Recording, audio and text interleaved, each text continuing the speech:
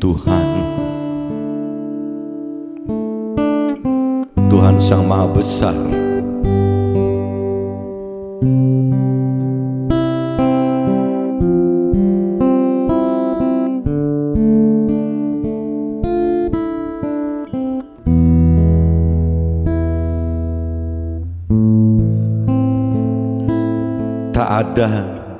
Tak ada yang bisa menerima. Semua haus dengan kedudukan hidup.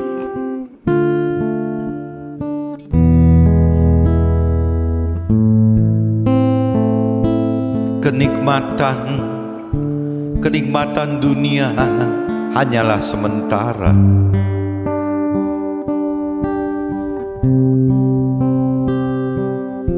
Kekekalan hanya milik Tuhan.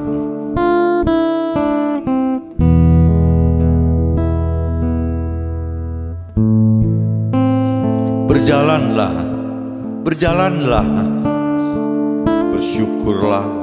bersyukurlah. Tuhan ada, akan selalu melindungi. Tuhan Sang Maha Besar,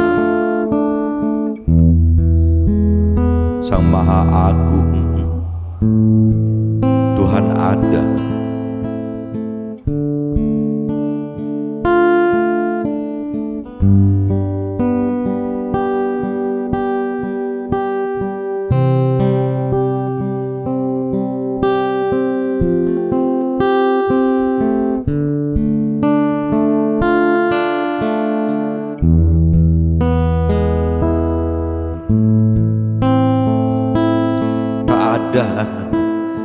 Yang bisa menerima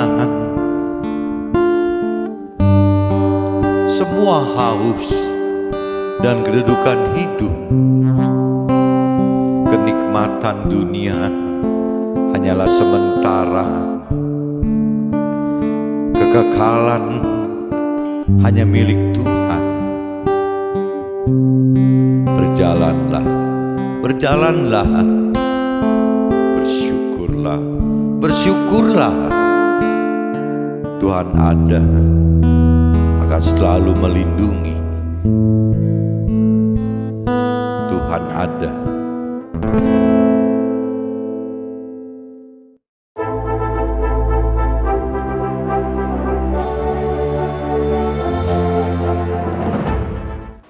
Jumpa kembali di MDT Journey Inspiration of Life. Pagi ini coba saya mau sharingkan teman-teman dengan temanya hidup dengan andalkan tubuh dan jiwa dan plus roh akan tingkatkan produktivitas kita, akan tingkatkan produktivitas hidup kita gitu. Jadi apabila kita hidup dengan mengandalkan tidak hanya tubuh dan jiwa saja teman-teman, tapi plus dengan roh gitu, ya akan tingkatkan produktivitas hidup kita gitu.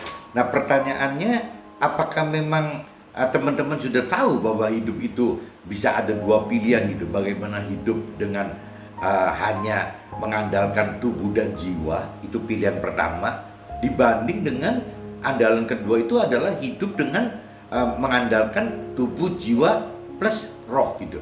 Nah ini yang akan kita bahas lebih dalam teman, bahwa Tuhan memberi peluang kepada kita, kesempatan kepada kita untuk bisa hidup produktivitasnya naik atau efektif sekali dalam hidup ini apabila kita menggunakan tiga unsur itu teman-teman. Jadi tidak hanya tubuh dan jiwa saja seperti orang dunia ketahui, seperti orang-orang yang berkeyakinan ketahui. Maksudnya orang berkeyakinan itu orang yang percaya Tuhan dan orang yang mengaku percaya diri sudah mengenal Tuhan, tapi dengan pola pikir, perasaan dan kehendak sendiri teman-teman, dari jiwa sendiri, bukan dari firman Tuhan. Nah itu kategorinya orang yang baik, kurang benar teman-teman. Kurang benar karena tidak ada kaitan dengan firman Tuhan itu sebagai dasar-dasar pedoman hidup mereka gitu. Nah ini jadi kembali lagi, kalau orang belum mengenal atau tidak mengenal Tuhan atau hanya berkeyakinan, biasanya teman-teman hanya tahu bahwa manusia itu hanya terdiri dari tubuh dan jiwa saja.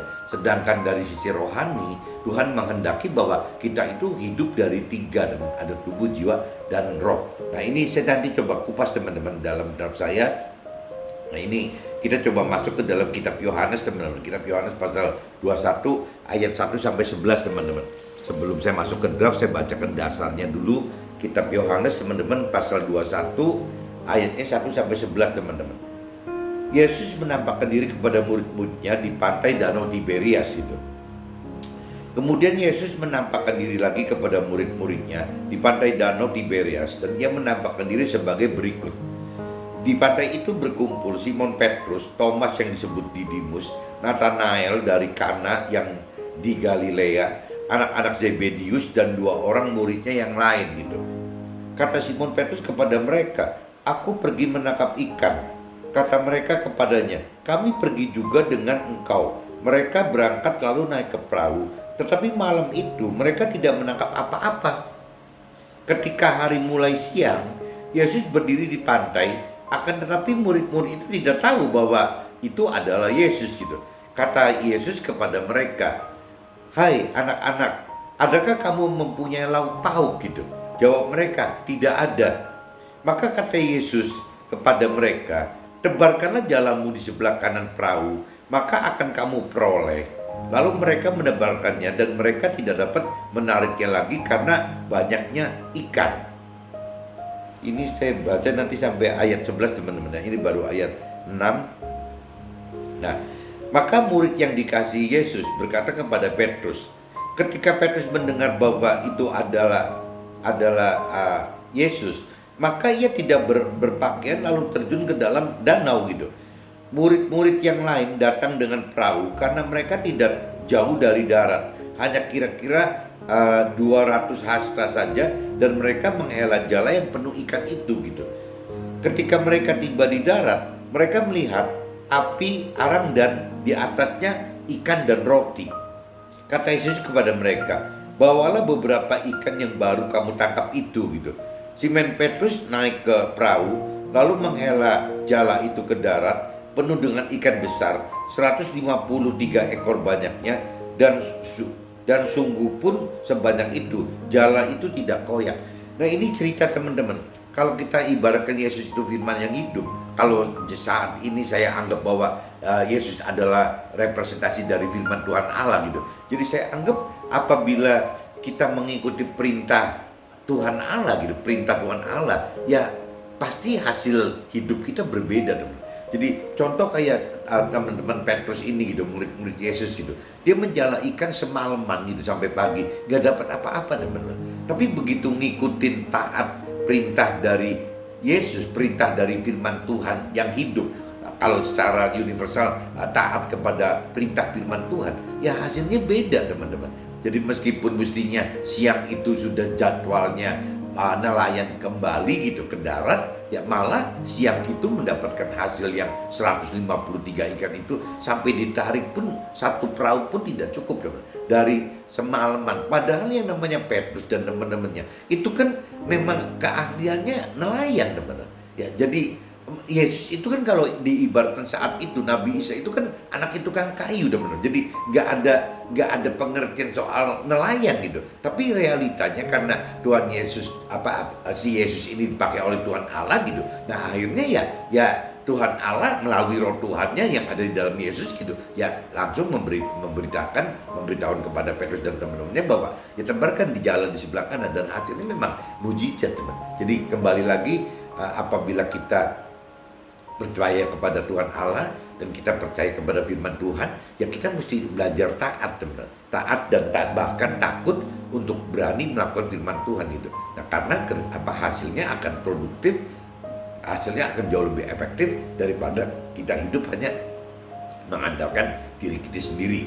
Atau mungkin banyak juga kita hidup, orang hidup itu, manusia hidup itu kadang-kadang mengandalkan sesamanya gitu kan, karena mungkin koneksinya, jabatannya, karena uangnya, karena kepadanya, segala macam gitu. Tapi kalau yang paling simpel ya bagaimana hidup mengandalkan Tuhan gitu. Nah kalau mengandalkan Tuhan ya kembali lagi kita mesti menghidupkan tubuh jiwa roh kita. Kalau tidak, roh kita tidak dihidupkan, sulit teman-teman untuk bisa sampai hidup dengan mengandalkan Tuhan. Ini saya sudah bacakan di kitab Yohanes teman-teman, kitab Yohanes pasal 21 ayat 1 sampai 11. Nah saya coba mulai masuk teman-teman ke apa kelanjutannya di kitab Ibrani, teman-teman. Kitab Ibrani pasalnya pasal 5, teman-teman, ayatnya 1 sampai 10. Nah, ini coba saya bacakan, teman-teman. Ibrani pasal 5 ayatnya 1 sampai 10, teman-teman.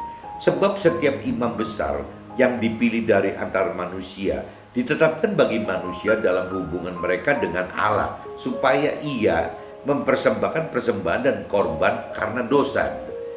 Ia harus dapat mengerti orang-orang yang jahil dan orang-orang yang sesat, karena ia sendiri penuh dengan kelemahan, yang mengharuskannya untuk mempersembahkan korban karena dosa gitu. Bukan saja bagi umat tetapi juga bagi dirinya sendiri. Jadi seorang imam besar yang benar itu seperti itu, teman-teman. Jangan dianggap karena imam besar atau nabi jadi tidak melakukan apa-apa. Seorang imam besar atau nabi justru ya, konsekuensinya harus menjadi pemula gitu, melakukan firman Tuhan Allah. Jadi kembali lagi ya, kita nggak bisa cuma ngomong karena kita istilahnya di bawah perantaraan Nabi Isa atau Nabi Muhammad atau Nabi Konghucu atau Nabi siapa gitu. Ya nggak bisa cuma cukup begitu, karena Nabi pun gitu melakukan firman Tuhan, teman. Jangan dianggap karena kita sudah punya andalan Nabi, akhirnya kita nggak usah melakukan firman Tuhan. Itu kan jadi konyol, teman. Ya kita justru melalui Nabi itu kita mengenal, mengerti akan firman Tuhan, dan kita minta bimbingan tuntunannya untuk bisa melakukan firman Tuhan. Kuncinya itu, teman-teman. Tapi banyak salah kaprah zaman sekarang, yang namanya Nabi itu malah ya cuman sekedar ya saya percaya gitu kepada Tuhan Allah melalui Nabi tersebut, dan pernak-perniknya dipakai gitu. Paling seneng kan orang-orang agama pakai pernak-pernik yang memang diciptakan oleh untuk keagamaan liturginya gitu. Yang mungkin kalau apa ya, seperti bentuk-bentuknya benda-benda yang memang dianggap suci gitu, benda-benda dipuji gitu, dipuji. Itu kan apa gimana ya? Itu kan benda kan cuman alat, teman-teman. Alat membantu bagaimana caranya kita berdoa, bagaimana caranya kita melakukan ritual itu, hanya itu. Tapi kuncinya kan bukan dari bendanya, teman-teman. Ya nggak bisa kita mengusir setan itu misalnya hanya dengan bawa kitab suci, setannya di uber gitu. Kayaknya kan nggak bisa gitu. Yang mengusir itu kan bukan kitab sucinya, tapi kan isi dari kitab sucinya. Isi kitab suci adalah firman Tuhan dan roh Tuhan gitu. Itu yang bisa mengusir setan, teman-teman. Membuat mujizat atau bernubuat itu semua dasarnya bukan hanya kitab suci. Dasarnya adalah yang di dalam kitab suci itu adalah ada firman Tuhan dan ada roh Tuhan. Itu loh, itu motornya tuh, itu bukan bentuk kitabnya saja gitu. Tapi banyak orang yang salah kaprah seperti itu, teman-teman. Jadi ini yang mesti kita luruskan, teman. Jadi saya ingetin lagi, seorang nabi pun dia harus melakukan firman Tuhan. Bukan seorang nabi tidak melakukan firman Tuhan. Nah kalau kita jangan sampai karena kita sudah punya nabi dianggapnya kita nggak perlu melakukan firman Tuhan. Itu salah besar, teman-teman. Jadi saya ingetin lagi dalam kitab Ibrani pasal 5 ini gitu, ayat 1-2 itu jadi nyatakan bahwa seorang nabi, seorang imam besar itu juga melakukan firman Tuhan, teman. Bukan tidak gitu. Yang mengharuskannya untuk mempersembahkan korban karena dosa bukan saja bagi umat tetapi juga bagi dirinya sendiri gitu. Dan tidak seorang pun yang mengambil kehormatan itu bagi dirinya sendiri, tetapi dipanggil untuk itu oleh Allah, seperti yang telah terjadi dengan Harun gitu.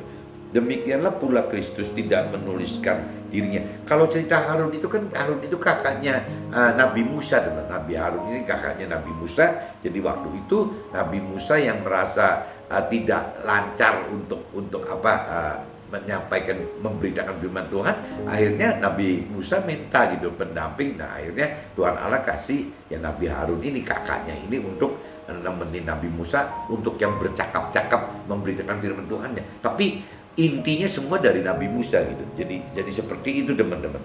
Demikian pula Kristus tidak memuliakan dirinya sendiri dengan menjadi imam besar, tapi dimuliakan oleh Dia yang berfirman kepadanya. Tetapi dimuliakan oleh Tuhan Allah yang berfirman kepadanya gitu.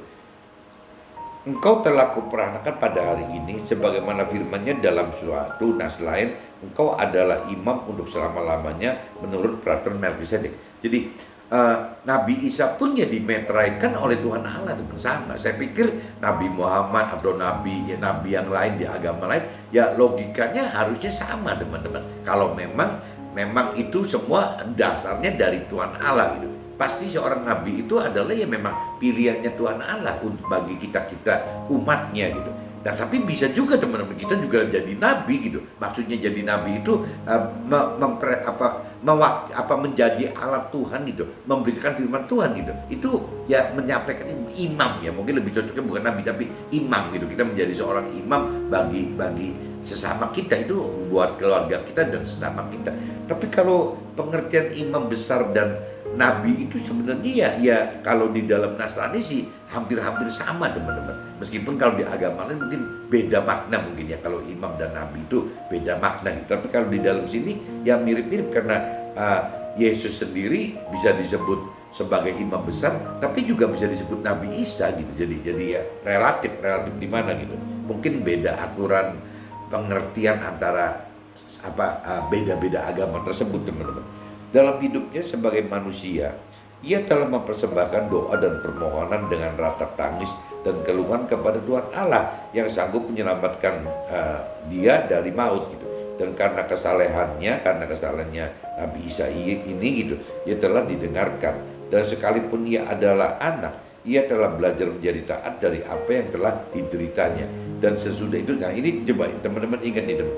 Jadi ia telah belajar menjadi taat dari apa yang telah dideritanya. Jadi jangan bayangin Nabi Isa atau mungkin nabi yang lain gitu yang dianggapnya nggak ngalami penderitaan teman-teman. Jadi sama teman-teman. Seorang nabi pun ya tetap mengalami penderitaan saat melakukan firman Tuhan gitu.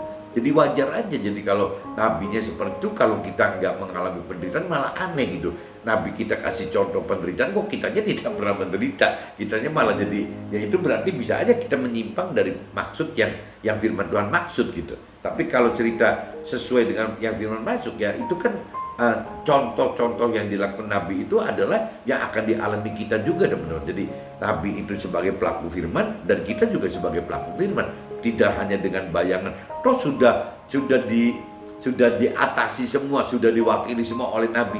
Salah besar teman-teman. Nabi itu adalah yang memberikan cerita kan kepada kita bahwa apa yang Nabi alami gitu, sehingga kita tahu bahwa kesulitannya apa, kita harus menghindar bagaimana. Yaitu fungsi Nabi seperti itu teman-teman. Fungsi imam ya seperti itu gitu. Dan sesudah ia mencapai kesempurnaannya, ia menjadi pokok keselamatan yang abadi bagi semua orang taat kepadanya gitu. Nah, dan ia dipanggil menjadi imam besar oleh Tuhan Allah menurut peraturan Melkisedek. Nah, ini saya sudah bacakan teman-teman di kitab Yohanes pasal 21 ayat 1 sampai 11 dan kitab Ibrani 5 pasal 5 ayat 1 sampai 10. Nah, saya coba masuk ke dalam draft saya aja teman-teman ya, biar jadi lebih jelas maksudnya apa gitu. Ini saya cantum di sini teman. Ada dua pilihan dalam menjalani kehidupan gitu. Ada dua pilihan dasar untuk kita menjalani kehidupan.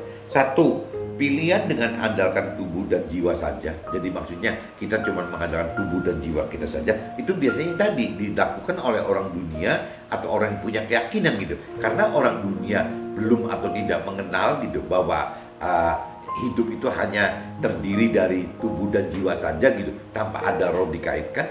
Orang yang berkeyakinan juga sama teman. Yang orang berkeyakinan yang ngaku percaya Tuhan, mengenal Tuhan, tapi sebenarnya mereka juga tidak tahu bahwa di dalam manusia itu Tuhan sediakan bukan cuma hanya tubuh dan jiwa, tapi ada roh juga gitu.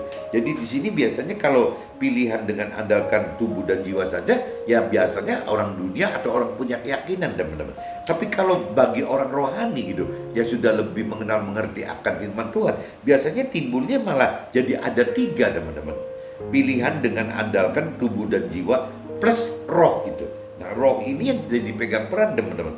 Untuk pilihan kedua dibutuhkan untuk ada kemauan mencari kehidupan yang lebih produktif dengan mencari alternatif pertolongan dari pertolongan diri sendiri saja. Tidak seperti itu teman-teman. Jadi untuk pilihan kedua itu dibutuhkan untuk ada kemauan mencari kehidupan yang lebih produktif gitu, dengan mencari alternatif pertolongan di luar diri sendiri saja. Jadi tidak bisa cuman diri sendiri. Kalau diri sendiri kan nanti ujungnya kan cuma tubuh dan jiwa lagi teman-teman. Jadi itu. Nah, kalau orang dunia juga sama teman-teman. Kadang-kadang kalau kita bicara ingin mengandalkan diri sendiri saja, tidak melibatkan unsur roh gitu, ya bisa aja pertolongan meningkatkan produktivitas dapat berupa pengandalan terhadap beberapa hal. Contoh misalnya teman, kalau ini cerita orang tidak mengandalkan roh gitu ya, andalkan kekuatan natural manusia seperti kekayaan gitu ya. Kita misalnya mengandalkan soal kekayaan kita atau teman kita atau saudara kita atau orang tua kita atau anak kita gitu, kita mengandalkan koneksi ya, sama dari koneksi siapapun juga gitu. Kita mengandalkan teman-teman yang punya jabatan gitu teman-teman ya, bisa juga teman-teman yang punya pengaruh gitu dan lain-lain. Itu kan bisa teman-teman, andalkan kekuatan natural manusia ya, itu di luar kita gitu, kita atau di luar kita. Dan bisa juga andalkan kekuatan supranatural yang dari roh-roh yang di luar Tuhan gitu ya, seperti mengandalkan dukun, guru spiritual, roh orang mati, roh setan, jin dan lain-lain. Itu bisa teman-teman. Bagaimana mengandalkan supaya lebih produktif itu dengan cara seperti itu gitu. Nah yang ketiga teman, bisa juga mengandalkan kekuatan supranatural yang dari roh Tuhan gitu, yang benar ini, yang dari Tuhan gitu, yang mana kita harus tembus dengan mau percaya dan mau mengenal firman Tuhan gitu. Jadi cuman bedanya gitu teman-teman. Kalau alternatif 1 dan 2 yang mengandalkan kekuatan natural manusia, itu kadang-kadang kitanya tidak berbuat apa-apa, kita cuma bisa minta tolong, bahkan mungkin memuji-muji, menyembah-nyembah si manusia lain itu gitu loh ya, untuk bisa mereka bantu kita gitu. Itu bisa. Nah bisa juga dengan cara yang tadi, roh-roh yang di luar Tuhan itu gitu, roh-roh yang jahat itu gitu ya, bisa ya. Kita misalnya apakah melalui yang tadi dibilang dukun, apa orang pintar atau segala macam gitu, akhirnya kita cuman apa sih ya, sediakan materi, uang mungkin gitu, dana ya untuk beli ini beli itu, persyaratannya gitu. Nah waktu yang bekerja itu kan tetap roh-roh yang jahat itu teman-teman. Nah bedanya dengan cara ketiga teman-teman, apabila kita mengandalkan roh yang dari Tuhan, itu nggak bisa teman-teman, nggak bisa ditembus oleh orang lain gitu. Jadi memang harus kita sendiri yang melakukan mau percaya Tuhan secara lebih, mau percaya dan mengenal, mau percaya dengan cara mengenal mengerti akan firman Tuhan, mau percaya dengan cara lebih berani melakukan firman Tuhan, itu semua ditembus oleh kita sendiri teman-teman, tidak bisa dibayar. Jadi cara ketiga itu kadang-kadang jadi nggak menarik teman-teman. Apa saja harus kita lakukan sendiri gitu. Nah kalau kita berkilas ke belakang, nabi-nabi kita atau imam besar tadi gitu, semua juga mengalami hal itu teman-teman. Bukan cuma kitanya saja gitu ya, nabi kita pun, imam besar kita pun mengalami hal yang sama gitu. Jadi kalau memang dengan mengandalkan cara-cara ketiga, dengan mengandalkan cara roh Tuhan gitu, tidak bisa cara lain, kita harus lakukan sendiri teman, harus tembus itu. Nah untuk tembus itu, firman katakan kita bertemu dengan penderitaan gitu. Jadi saat kita benar-benar sudah siap, siap jiwa kita siap untuk bisa mengandalkan kekuatan roh Tuhan, kekuatan Tuhan gitu, kekuatan firman Tuhan, ya biasanya penderitaan serta mulai datang teman. Biasa umumnya gitu. Mau percaya karena kita mau mencari hidup yang lebih baik dan produktif, seperti yang diceritakan firman Tuhan, dan melanjutkan dengan mau dan mampu mencari pengertian firman Tuhan gitu, serta mau dan mampu untuk berani melakukan firman perintah yang ada dalam firman itu.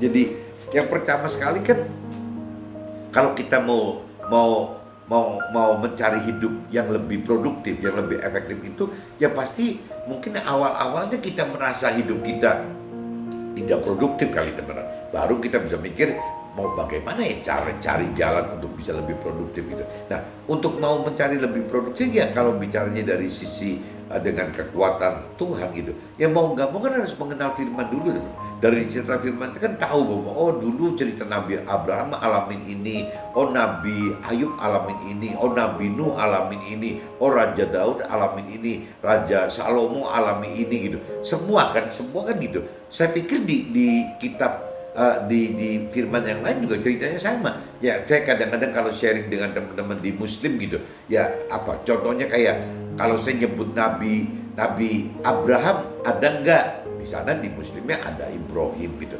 Ya kalau saya nyebut Nabi Nuh, ada enggak? Ada. Di sana juga namanya tetap sama, Nabi Nuh. Ya di Nasraninya nyebutnya Nabi Ayub, di sana nyebutnya apa? Oh sama. Ya di Al-Quran juga nyebutnya Nabi Nuh juga, Nabi Ayub juga sama gitu. Tapi kalau kita udah bicara di sini disebutnya Raja Salomo loh, oh di sananya ternyata Raja Sulaiman. Tapi kalau bicara Raja Daud, oh sama Raja Daud. Jadi memang ada kemiripan semua. Jadi saya tidak mencari Alkitab dan Al-Quran itu dari perbedaannya gitu. Saya melihat dari sisi persamaannya gitu. Ini sama nih gitu, sama-sama gitu. Jadi saya nggak ngomong mana yang lebih bagus. Dua-duanya bagus dan dua-duanya benar teman-teman. Cuman dari cerita-cerita di dalam firman Tuhan di dalam kitab suci itu, lepas itu Alkitab, lepas itu Al-Quran, atau mungkin juga kitab yang orang Yahudi, saya juga nggak ngerti, nggak pernah lihat dalamnya isinya apa, yang katanya perantaranya Nabi Musa gitu. Kalau yang namanya Nasrani kan Nabi Isa, yang namanya Muslim kan Nabi Muhammad gitu. Tapi kalau bicara tokoh-tokoh di dalam firman Tuhan itu mirip. Nah, jadi kalau kita nelusurin bahwa kalau kita tertarik dengan apa yang diceritakan dalam firman Tuhan tersebut gitu, ya berarti kan kita timbul kemauan teman, bahwa ada cara yang di luar kekuatan yang tadi mengandalkan diri sendiri atau mengandalkan roh orang lain, mengandalkan manusia gitu. Yang pertama mengandalkan manusia, kedua mengandalkan roh-roh di luar Tuhan gitu. Nah kalau kita bicara mau mengandalkan roh Tuhan gitu, di dalam Tuhan, ya akhirnya gitu teman-teman, harus mau mengenal firman Tuhan dulu. Dari mengenal firman Tuhan, tahu ceritanya, oh seperti gini-gini, dan tahu janjinya teman-teman. Janji Tuhan itu apa gitu di dalam firman Tuhan. Nah setelah kita tertarik itu, kita kan harus tetap ngegali lagi teman-teman, bagaimana untuk mengerti firman Tuhan dari persepsi Tuhan gitu, dari pikiran perasaan kehendak Tuhan, bukan dari pikiran perasaan kehendak kita sendiri, tapi dari pikiran perasaan dan kehendak Tuhan. Nah ini bedanya orang keyakinan itu teman-teman, kadang-kadang tidak mau gitu ya melihat dari persepsi pikiran perasaan kehendak Tuhan, tapi dipaksakan dari pikiran perasaan kehendak sendiri, sehingga akhirnya unsur firman tidak terlibat sama sekali. Waktu unsur firman tidak terlibat, ya berarti kan tidak bisa teman-teman. Bagaimana masuk ke dalam rancangan dan kehendak Tuhan, pasti nggak bisa gitu. Karena yang diingini, yang dipikirkan, yang dirasakan itu keinginan sendiri gitu. Nah, sebagai manusianya, ya ini yang bikin kacau itu teman. Tapi kalau kita sudah mau udah benar gitu, mengenal firman Tuhan udah benar, mendalami pengenal firman Tuhan udah benar, akhirnya kita mulai dari pengenalan itu kita mengerti gitu, bahwa untuk bisa mengerti firman Tuhan itu ternyata harus hidupkan roh Tuhan gitu. Bahkan sekalian waktu untuk melakukan firman Tuhan, firman katakan apabila tidak ada roh Tuhan di dalam kita, bagaimana kita mengerti dan melakukan firman Tuhan itu udah nggak mungkin teman. Ya akhirnya dari mengerti itu kita akhirnya tahu bahwa hidup kita itu ternyata tidak cuma cukup tubuh dan jiwa saja, tapi ada unsur roh yang harus dihidupkan gitu. Nah waktu roh ini dihidupkan, ya akhirnya hidup yang tadi bisa lebih produktif gitu. Karena apa? Karena ada kuasa dari Tuhan yang ada di dalam kita. Ya roh Tuhan ditaruh dalam roh kita gitu, sehingga itu adalah kuasa, kekuatan kita untuk ya bagaimana menunggai janji-janji Tuhan, ya bagaimana kita bisa berani berharap kepada Tuhan dan juga berani melakukan firman Tuhan teman-teman. Ya tidak takut gitu, berani melakukan firman Tuhan. Jadi kuncinya itu teman-teman. Jadi harus ada kemauan mengenal, ya kemampuan mengerti dan kemampuan melakukan firman Tuhan. Baru hidup bersama Tuhan itu produktif gitu. Pada umumnya semua agama memiliki nabi atau imam besar sebagai perantara manusia kepada Tuhan Allah gitu. Dan jika kita simak perjalanan nabi, bukanlah hal mudah dari kemauan untuk percaya dan mau mengenal serta mau dan mampu mengerti firman gitu, mengerti bahkan sampai mau dan mampu untuk berani lakukan firman Tuhan. Jadi ini di sini saya ingatkan bahwa yaitu tidak bisa karena kita mempunyai nabi jadi akhirnya ada sebagian orang yang berpikir ya kita sih nggak usah melakukan apa-apa, ya kita sudah ada nabinya. Salah teman-teman, karena nabinya juga melakukan kok. Kenapa kitanya sebagai muridnya nabi tidak melakukan gitu? Ya harus melakukan gitu. Jadi nabi itu melakukan firman Tuhan. Nah kita belajar dari nabi tersebut teman-teman, bagaimana untuk yang bisa melakukan firman Tuhan secara sukses gitu. Itu fungsi nabi seperti itu teman. Fungsi imam seperti itu. Jangan sampai kita menjadi manusia yang berpikir dan perasaan serta berkehendak dari jiwa sendiri, seolah menganggap jika kita sudah terima Tuhan dan firman Tuhan serta nabi secara formalitas agama dan liturgi serta memiliki firman dalam kitab suci gitu ya, sudah cukup. Nggak cukup teman-teman, tidak cukup kita cuman dengan kondisi seolah gitu, seolah menganggap jika kita sudah terima Tuhan, kita menganggap diri kita sudah terima Tuhan dan firman Tuhan serta nabi secara formalitas agama dan liturgi gitu. Jadi terima Tuhan, firman Tuhan, nabi, tapi secara formalitas agama dan liturgi saja teman-teman. Ya, serta memiliki firman dalam kitab suci, udah pegang kitab suci gitu. Ya, itu sudah tidak cukup. Apa dianggap cukup gitu, itu salah teman. Tanpa harus melakukan permintaan perintah dan peraturan yang ada dalam firman Tuhan. Jadi kalaupun kita sudah dapatkan itu semua, tetap ujungnya teman, ya harus melakukan firman Tuhan gitu. Nah, kita harus mulai memiliki kedalaman pengenalan pengertian akan firman Tuhan ya. Kita juga harus mampu mengerti firman Tuhan dari sisi jiwa Tuhan, dari pikiran perasaan kehendak Tuhan gitu. Dan juga kita harus mampu melakukan firman Tuhan teman-teman. Jadi tidak cuma cukup secara agamais atau liturgis atau formalitas gitu, yang bahwa kita sudah terima Tuhan terus nggak usah ngapa-ngapain gitu. Nah, firman di sini mengatakan gitu, khususnya yang tadi cerita ini gitu, yang terkait yang saya pagi ini sharingkan, ya terkait begitu gitu. Jangankan kita manusia, seorang nabi pun harus melakukan firman Tuhan kok ya, supaya nabi itu bisa menjadi satu toladan gitu untuk kita yang diajarnya gitu. Nah, ini yang kali ini yang ditekankan seperti itu teman-teman. Jangankan kita, nabi saja harus belajar jadi taat dengan cara alami penderitaan dalam ujian dan cobaan hidup di dunia ini ya, untuk capai kesempurnaan dan jadi contoh bagi kita semua. Jadi seorang nabi atau imam besar yang sukses itu bukan tidak melakukan firman Tuhan, dia melakukan firman Tuhan.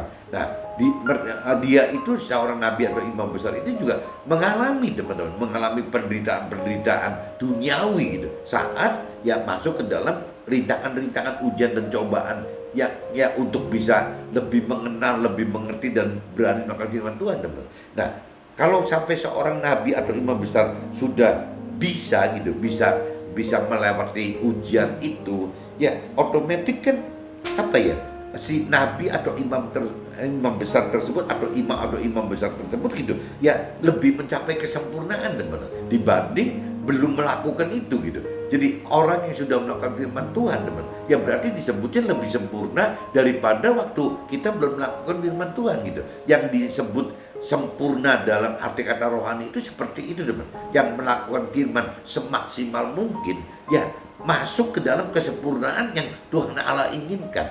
Tapi kalau di Nasrani ya firman Tuhan katakan kalau tidak bisa mencapai kesempurnaan Tuhan Allah ya harus berjuang serupa dengan apa yang Nabi Isa pernah alami, apa yang Yesus pernah alami. Nah, apa yang Nabi Isa atau Yesus alami adalah apa yang diperintah peraturan oleh firman Tuhan ya dilakukan gitu. Nah, waktu perintah peraturan firman Tuhan dilakukan ya akan mengalami teman-teman. Nah, ini ya jadi parameternya dua teman-teman. Jadi Tuhan Allah inginkan kesempurnaan semua orang itu, termasuk nabi-nabi ini, imam besar ini, semua teman-teman pengennya kan kalau bisa sempurna seperti Tuhan Allah gitu. Tapi kan kita sadar kesempurnaan Tuhan Allah mana bisa sih kita sempurna seperti Tuhan Allah gitu. Nah, makanya di firman dikatakan kalau tidak sempurna seperti firman Allah ya seperti serupa dengan firman yang perintah peraturkan itu gitu. Jadi parameternya bukan kesempurnaan Tuhan Allah, tapi parameternya adalah keserupaan dengan apa yang diperintahkan oleh firman Tuhan itu gitu. Apa yang diperintah peraturkan oleh firman Tuhan itu. Nah, parameter perintah dan peraturan kembali ke Nabi lagi teman. Apa yang Nabi bisa lakukan, bagaimana caranya kita bisa serupa dengan apa yang Nabi lakukan. Nah, itu fungsi Nabi di sini kelihatan teman. Dalam fungsi Nabi itu adalah menjadi contoh teladan buat kita. Jadi panutan kita teman-teman. Nah, ini kan jadi dikatakan kan gitu. Jadi seorang nabi itu ya akan alami penderitaan dalam ujian dan cobaan hidup di dunia ini gitu, untuk capai kesempurnaan dan jadi contoh bagi kita semua. Nah itu fungsi nabi itu teman. Jadi jangan dibalik gara-gara kita punya nabi jadi akhirnya kita gak usah ngapa-ngapain, yang penting terima keselamatan mentah-mentah aja. Nah itu kan konyol teman-teman. Tapi banyak teman-teman orang yang apa ya, yang berpikir dengan pola seperti itu gitu. Makanya jadi ya cuman akhirnya tidak melakukan firman Tuhan, tapi ya merasa percaya Tuhan, merasa mengenal Tuhan, tapi dengan pikiran perasaan kehendak sendiri tadi gitu. Bukan seperti yang firman Tuhan perintah peraturkan. Kalau perintah Tuhan, firman Tuhan itu kan jelas melakukan firman Tuhan. Bahkan banyak firman yang mengatakan jangan cuma Tuhan saja. Tuhannya tidak kenal kita gitu. Ya, tidak kenal orang-orang yang terus-terusan menyebut saya percaya Tuhan, saya mengenal Tuhan. Itu kan dari persepsi manusianya. Tapi dari persepsi Tuhan, Tuhan tidak merasa bahwa kenal sama orang tersebut kok. Nah, jadi kita juga mesti koreksi. Jangan sampai kita terlalu percaya diri, punya keyakinan bahwa pasti Tuhan percaya saya, pasti Tuhan mengenal saya. Ya boleh aja gitu orang punya keyakinan semacam itu. Tapi pertanyaannya, apa Tuhannya kenal gitu? Ya, apakah Tuhannya percaya kita? Apakah Tuhannya kenal kita? Kalau memang Tuhan bisa percaya kita, ya Tuhan pengen kita melakukan firman kok. Ya kalau Tuhan percaya kita loh, kalau Tuhan mengenal kita, ya kalau memang melakukan firman, Tuhan mengenal kita gitu. Tapi kalau tidak melakukan firman Tuhan, ya di dalam katanya di kitab surgawinya tidak ada nama kita gitu. Jadi jangan sampai kembali lagi kita cuma terlalu yakin percaya bahwa kita percaya Tuhan, ya sehingga kita bisa memaksa Tuhan untuk Tuhan percaya kita. Ya kita merasa mengenal Tuhan, akhirnya kita memaksa Tuhan bahwa Tuhan harus mengenal kita gitu. Tuhan nggak peduli itu gitu. Ya kita tidak merasa Tuhan tidak percaya kita atau kita kurang mampu melakukan firman Tuhan.